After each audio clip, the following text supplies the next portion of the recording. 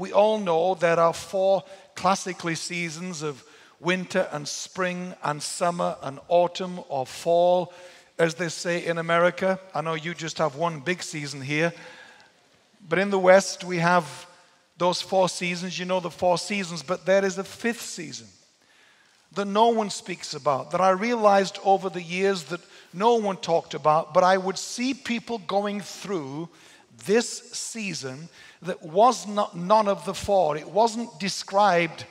It didn't fit in. What they were going through didn't comfortably fit into one of the four kind of known seasons of life from which we take metaphorical ideas to understand our spiritual, relational life seasons. And I have myself gone through seasons in life that I couldn't easily describe as a winter or as a springtime or as a summer or an autumn, and I didn't know what to call it because the characteristics of this season I couldn't define, didn't fit easily into any of those other seasons.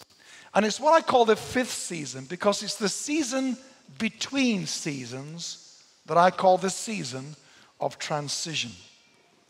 I'm going to speak to you, and I got a little thing on screen here to help you get a graphic on this. I'm going to speak to you about the transition generation. The transition generation. Because I believe that that's what you are in this church, and I want to try and explain this to you. I'm interested in this season and always have been because more people are lost in a season of transition than have ever been lost in the worst winter you can imagine. You would think, wouldn't you, that most people would not survive winter. That winter as a season in your life, spiritually, mentally, emotionally, circumstantially, that if you had a winter season, that would be the one that most people wouldn't survive because it's a severe time. It is in the natural, it is in life. But at least in winter, however bad winter is, at least you know how to dress, as it were, and how to drive and how to acclimatize your home. And so we survive winter because we've adapted our lifestyles to navigate our way through different seasons.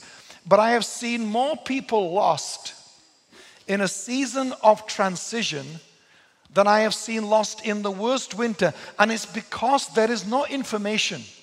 There is no wisdom. There is no testimony. There is no explanation. There is no definition for the season called transition. And so because we don't know what's going on and we have no language for it and we don't know what to wear and how to think and how to explain it, it just becomes this blurred zone, this twilight zone of our lives. And that's why many of us don't survive it. It is a difficult season because its ingredients are primarily negative.